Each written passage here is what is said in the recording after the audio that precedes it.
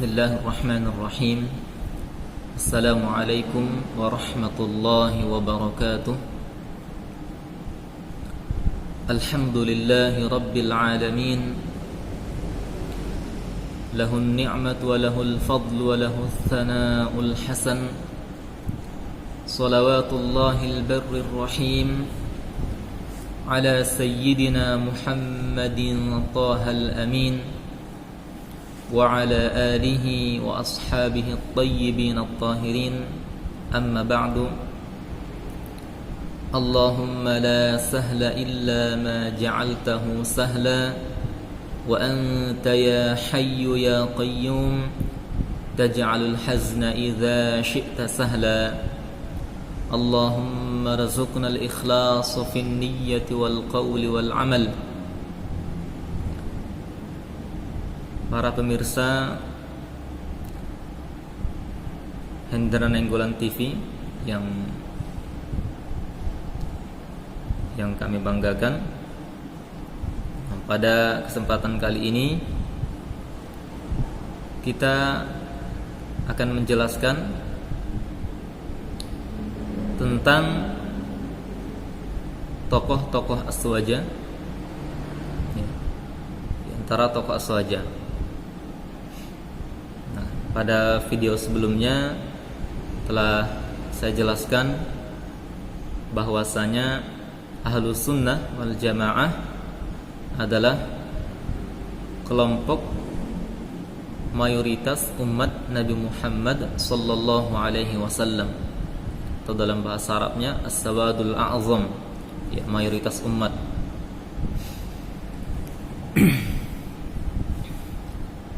Nah, oleh karena umat Nabi Muhammad sallallahu alaihi wasallam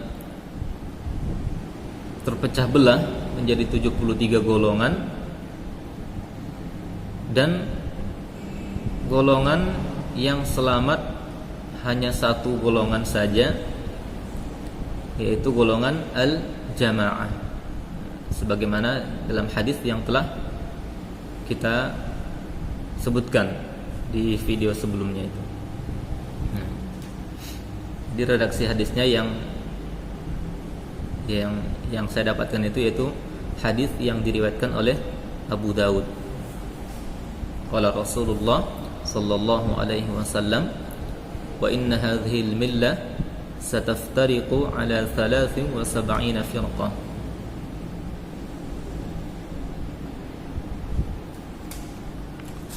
Thintani wa sab'una fin nar wa wahidatun fil jannah wa hiyal jamaah.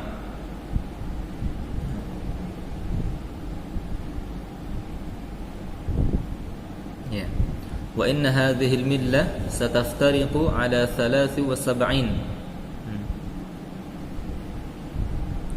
Thintani wa sab'una fin nar wa wahidatun fil jannah wa hiyal jamaah. Rawahu Abu Dawud. Jadi redaksi hadis yang saya talaqi, yang saya dapat dari guru saya adalah hadis yang diriwayatkan oleh Abu Dawud. Kalau di dalam buku berbeda ya tidak apa-apa. Tapi ya ini yang redaksi hadis yang saya sebutkan ya ditulis di bukunya, di buku paketnya. Nah, kemudian silahkan buka buku pembelajaran Azwajah halaman berapa, 7 ya. Di situ disebutkan tokoh-tokoh Azwajah. Nah, jadi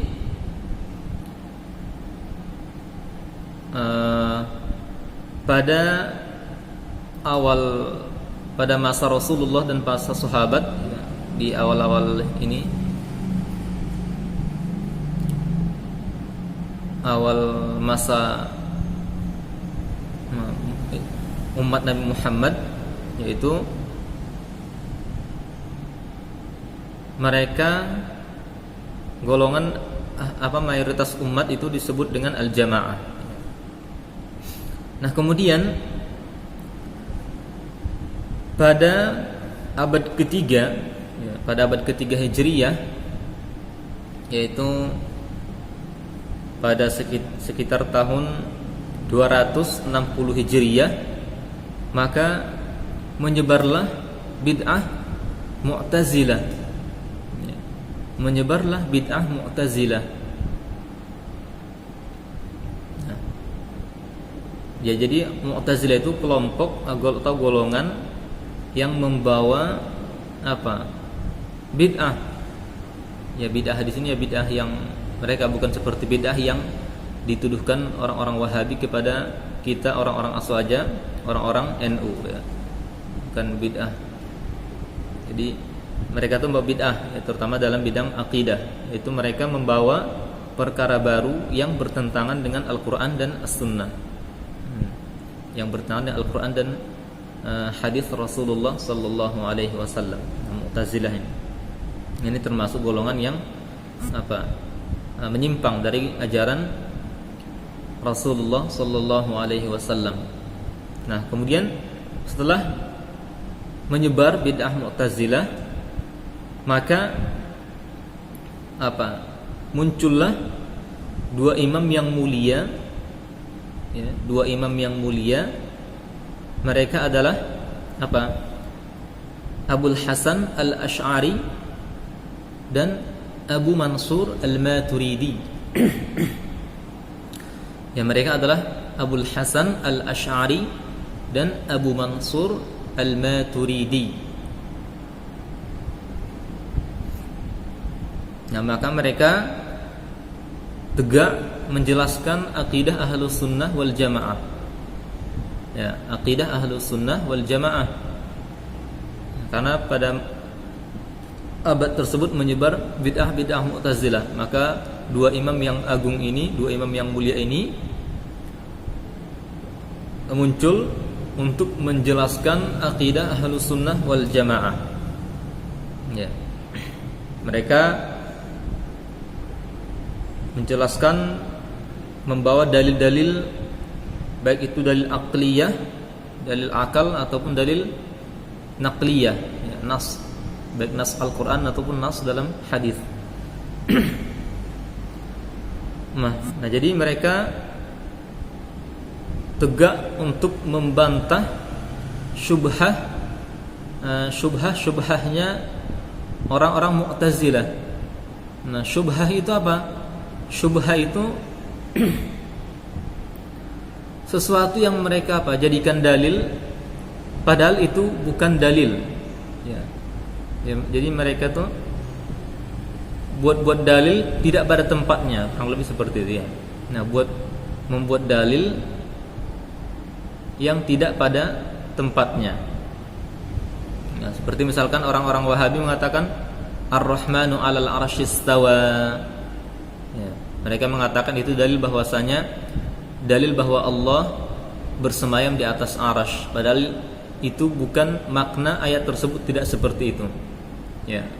Makna ayat Ar-Rahmanu 'alal 'arsy istawa, ya, jika diterjemahkan, ya, silahkan dibuka surah Asy-Syura, surah At-Taha, ya, surah Taha.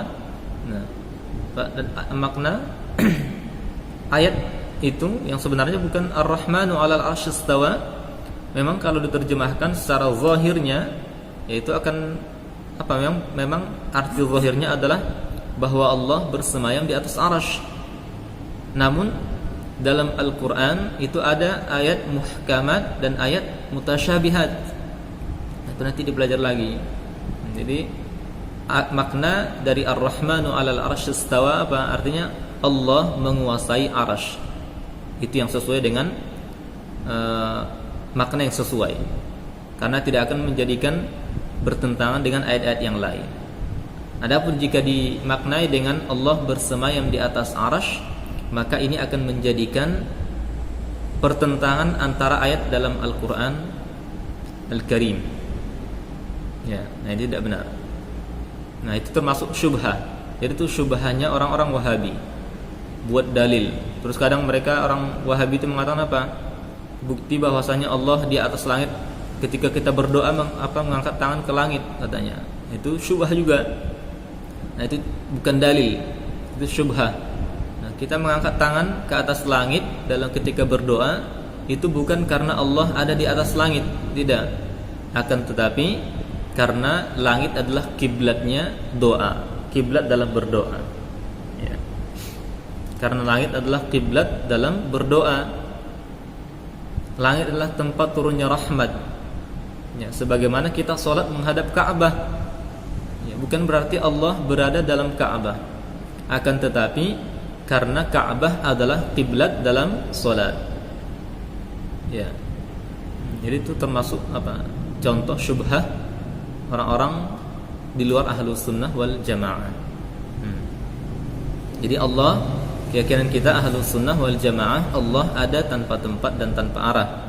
Jadi Allah bukan di atas langit, bukan di mana-mana, bukan di suatu tempat, tidak di suatu arah, tapi ada tanpa tempat. Nah, kemudian ketika menyebar bid'ah Mu'tazilah ini, kemudian bangkitlah dua imam yang agung ini untuk menjelaskan akidah yang benar, akidah yang sesuai dengan apa yang dibawa oleh Rasulullah sallallahu alaihi wasallam dan para sahabatnya. Nah, maka pada abad tersebut, pada abad ketiga Hijriah ini ya, dan awal abad 4 Hijriah, nama Ahlus Sunnah wal Jamaah itu dinisbatkan kepada pengikut Abu Hasan al-Asy'ari dan Abu Mansur al-Maturidi. Ya. Maka orang-orang Ahlus Sunnah wal Jamaah itu dinisbatkan, maka nama Ahlus Sunnah wal Jamaah dinisbatkan kepada mereka berdua.